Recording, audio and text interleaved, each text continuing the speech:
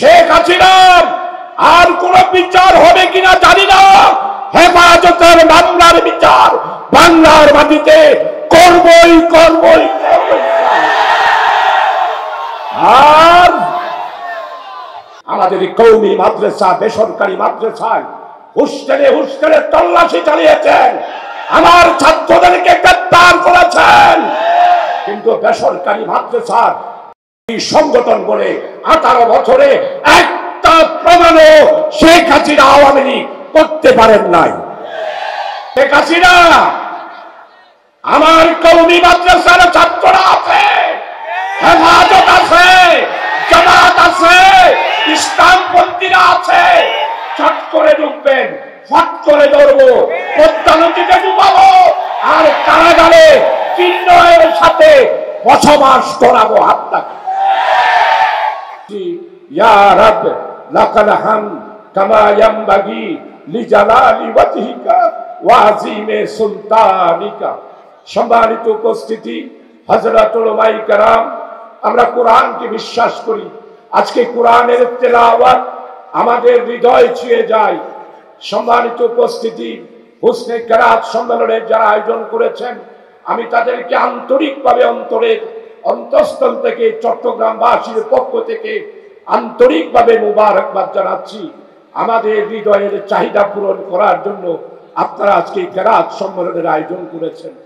সম্মানিত উপস্থিতি, আপনারা জানেন এই বাংলা উলামায়ে কেরামদের বাংলা, এই বাংলা আমাদের এই দেশের দিন পাগল মানুষের বাংলা, শহীদ তিতুমীরের বাংলা, আল্লামা শফি হযরতের বাংলা, জুনায়েদ বাবুনগরী রহমতুল্লাহ আলাইহির বাংলা। এই বাংলা হচ্ছে আলেম উলামা শহীদদের বাংলাদেশ, হলো আমাদের এই বাংলা, আমাদের এই বাংলাদেশ। এই বাংলাদেশ দিয়ে গত 18 বছর যেই ষড়যন্ত্র হয়েছে, সেই বিস্তারিত বক্তব্য রাখার সময় নেই। শুধু এতটুকু বলবো, 1913 সালের 5ই মে শাপলা চত্বরে আপনারা কি ঘটিয়েছিলেন? আমার হাজার হাজার আলেম শাহাদাত বরণ করলো, আর প্রধানমন্ত্রী শেখ হাসিনা বলল আমরা নাকি রং ঢেলেই, রক্ত মাখা শরীরে রং দেখে রং ঢেলেই আমরা শাহাদাতের নাটক করেছিলাম। পার্লামেন্টে বলেছিল সূর্য শেখ আমরা নাকি রং ঢেলে দিয়ে রক্তাক্ত শরীরে একটা নাটক করেছিলাম। শেখ হাসিনা, আপনি আজকে 13 সালের 5ই মে কাণ্ডের বিচার প্রধান আসামি হিসাবে শেখ হাসিনা আপনাকে বিচারের কাজ করায় অবশ্যই দাঁড়াতে হবে। আর সম্মানিত হেফাজতের যুগ্ম মহাসচিব হযরতুল আল্লাম মাওলানা শেখুল হাদিস সাহেব গত পরশুদিন আন্তর্জাতিক অপরাধ ট্রাইব্যুনালে মামলা দায়ের করেছেন। আমাকে টেলিফোনে জানিয়েছেন শেখ হাসিনা আর কোন বিচার হবে কিনা জানি না, হেফাজতের মামলার বিচার বাংলার মাটিতে করবই করবই। আর আজকে আমার প্রিয় তালেবুল ইলম ছাত্র বন্ধুদেরকে বলতে চাই, 13 মের ঘটনার পর আমরা চুপচাপ ছিলাম। নরেন্দ্র মোদী আর ভাস্কর্যের বিরুদ্ধে হেফাজত ময়দানে আন্দোলন করল, আপনারা গ্রেফতার করলেন হাজার হাজার আলেমকে, আমাকেও 10টা হেফাজতের মামলা দিলেন। আজকে জিজ্ঞাসা করতে চাই, সাহেবকে আপনারা হেলমেট পরিয়ে, আপনারা ড্রেস পরিয়ে, কাকো কাছে নেচেছে না দিয়ে, একদিন নয়, 2 দিন নয়, 21 দিন নয়, 32 দিন রিমান্ড করেছিলেন। আর আজকে চিন্ময় দাসকে কোড়ে তুললেন জামাই আদরে। কেন জামাই আদরে তার হ্যাংকাম নাই? শুধু হাবিবি সাহেব সহ, আবু তাহের কাসেমি সহ, আজিজুল হক ইসলামাবাদী সহ, আর সহ, আমাকে সহ আপনারা কি ব্যবহার আদালতে করতেন? আমাদের নিজের পরিবারের সাথে দেখা করতে দেন নাই। আর আমাদেরকে কন্ডম ছেড়ে মৃত্যুদণ্ড প্রাপ্ত যারা, তাদের ছেড়ে একদিন নয়, 2 দিন নয়, 19 মাস রেখেছিলেন। 19 মাস। আর 6 মাস। হাটাজারির ছাত্র আমিন, হাটাজারির ভাইস চেয়ারম্যান হযরত আল্লাহ মাওলানা নাসির উদ্দিন সাহেব কি ব্যবহার আমাদের সাথে করেছেন। আর গত পরশুদিন চিন্ময় কৃষ্ণ দাস, তাকে জামাই আদরে কোর্ট বিল্ডিং এ আদালতে তুললেন। প্রশাসন, আপনারা মনে করেছেন আমরা কিছুই বুঝি না? সরিষার ভিতর, সরিষার ভিতরে ভূত। এই ভূত আমরা তাড়াবো ইনশাআল্লাহ। স্পষ্টভাবে বলতে চাই, 18 বছরের নির্যাতন, নিপীড়ন, হত্যা, 13 সালের 5ই মায়ের শাপলা চত্বর আমরা কোনদিন ভুলতে পারবো না। বাংলাদেশের হাজার হাজার আলেমকে আপনারা গ্রেফতার করলেন, জামিন দিলেন না, কিন্তু এখন ফেসিবাদ, ইসলাম বিদ্বেষী, খোদাদ্রোহী, সেকুলারের দূষণ, পেশিবাদী রাজনৈতিক সংগঠনের নেতাকে গ্রেফতার করার পর আমাদের বিচারালয় নাকি তাদের জামিন দিয়ে দেন। তাদেরকে জামিন দেন। সবকিছু রেকর্ড করছি। আজকে সার্কিট হাউসে মিটিং হয়েছে। চিন্ময়, এটা মুসলমানের দেশ, এটা হিন্দুদের দেশ নয়, এটা ইহুদিদের দালালের দেশ নয়। তৌহিদি মুসলমানেরা 1947 সালে মুসলিম জাতীয়তার ভিত্তিতে স্বাধীন সার্বভৌম দেশ হয়েছে। 71 সালে আপনারা ইতিহাস হাইজাক করেছেন। আমরাই বাংলার স্বাধীনতা চেয়েছি, আমরাই বাংলার স্বাধিকার চেয়েছি 1971 সালে।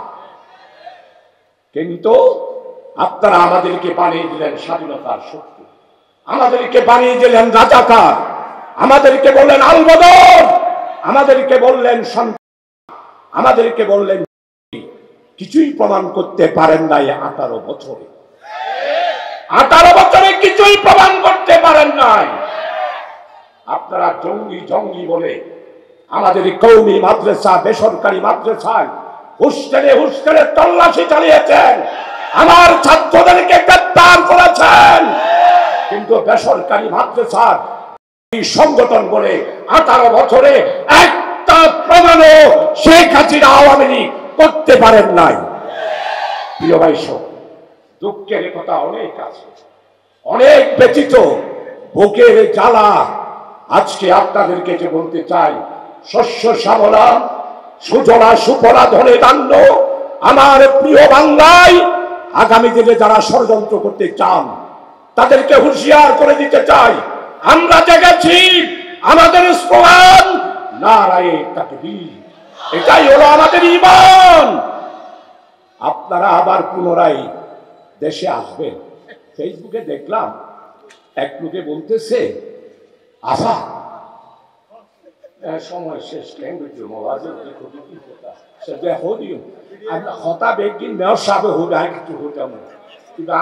নগর পিতা এটাই হইল। আফা, আপনার জন্য দেশের মানুষ কাঁদতেছে, দেশ আন্ধার হয়ে গেছে। আর ওইদিকে শেখের বেটি ফুলতেছে, ফুলা বলতেছে আমি বর্ডারের একদম কাছাকাছি আছি, তোমরা ভয় করিও না, আমি চট করে ঢুকে যাব।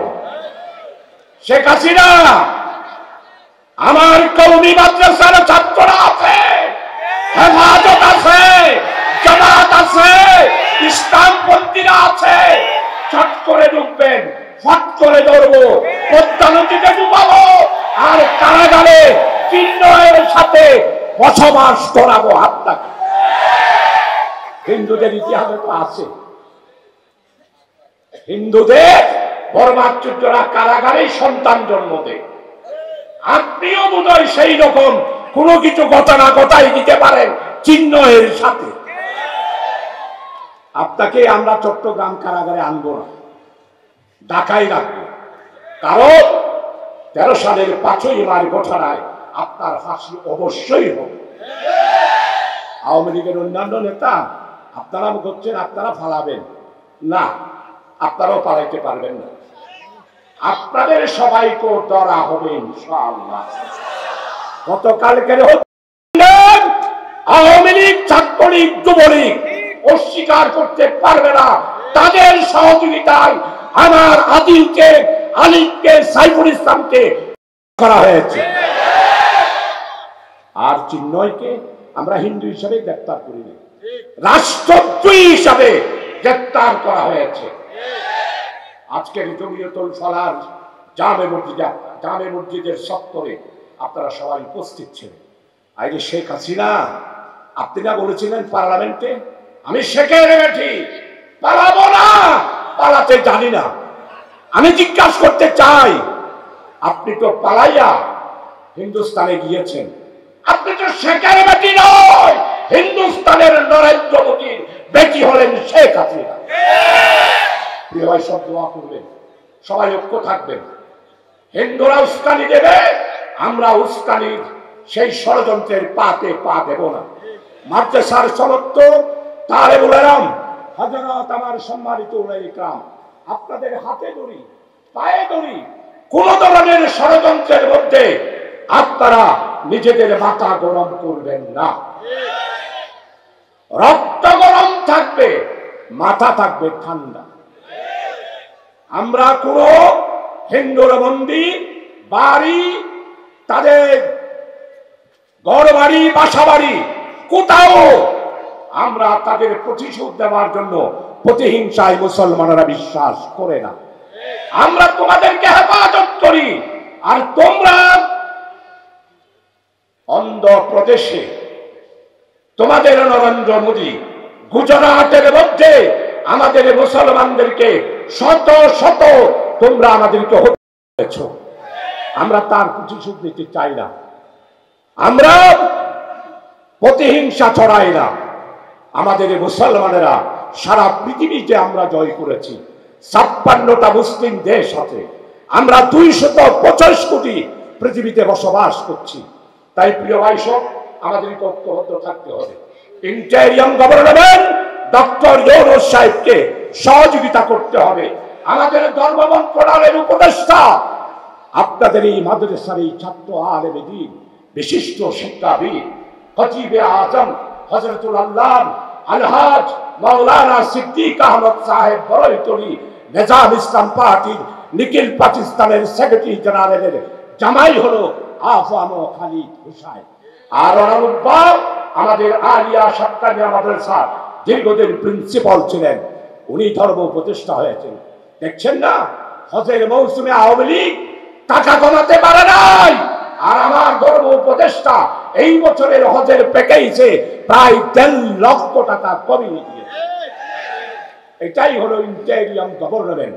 তাই আমাদের ইন্টেরিয়ম গভর্নমেন্টের কাছ থেকে আপনাদেরকে মেসেজ দিতে চাই, আমাদের মেয়র মহোদয় মেসেজ দেবেন, কোন শৃঙ্খলতা নয়। আর আমরা মিছিল করবো না, হিন্দুদের বিরুদ্ধে স্লোগান দেব না, শুধু একটা দাবি, চিন্ময়কে এই হত্যাকাণ্ডের প্রধান আসামি করতে হবে। আর ইসকন এই ড্রেস কোথায় পাইছেন? যেই ড্রেস আপনারা গ্রহণ করেছেন, রাস্তায় আপনার স্থান নাই, এই ড্রেস পরে রাস্তায় নামার দরকার নাই। ইসকন সারা বাংলাদেশে, সারা বিশ্বে নিষিদ্ধ করার দরকার তো নাই। আমরা জনগণেই সংগঠনকে ঘোষণা করে দিলাম। গ্রামে গঞ্জে কোথাও আর কাজ করতে পারবে না।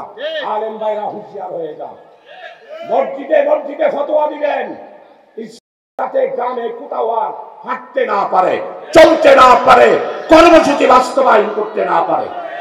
সাহস কেবল হিন্দুদের সমাবেশ, আমরা মুসলমানদের সমাবেশ করলে তোরারে তুই ভাজ যাবে না, তোরারে তুই ভাজ যাবে না। কেন সমাবেশ করবেন? আর কোন সমাবেশ নয়। আসুন আজকের এই নূরানি মাহফিল আল্লাহ তাআলা কুদরতি নজর দিয়ে আমাদের দিকে তাকিয়ে রয়েছে। এইখান থেকে আরশে আজিম পর্যন্ত ফেরেশতারা এক এক করে থাক থাক করে আরশে আজিম থেকে আমাদের জন্য দোয়া করতেছেন। আল্লাহ নেক নজর দিয়ে আল্লাহর কালামুল্লাহ শরীফ, যেই কালামুল্লাহ শরীফ আল্লাহ বলছেন আমি ওই বান্দাকে সত্যিই ভালোবাসি যে কোরআন তেলাওয়াত করে। আল্লাহর বান্দারা যখন কোরআন তেলাওয়াত করে আল্লাহ সবচেয়ে বেশি রাজি এবং খুশি থাকে। ওই বান্দার উপরে বেশি নারাজ যারা কোরআন তেলাওয়াত করে না। তাই এখানে যারা উপস্থিত হয়েছে সবাই হলো জিন্দাদিন আল্লাহর ওলিয়ায়ে কেরাম, যাদের সিনার ভিতর কোরআন, যাদের সিনার ভিতর হাদিস। আল্লাহ তাআলা নেক নজর দিয়ে আমাদের দিকে তাকিয়ে থাকেন, দোয়া করবেন। আসুন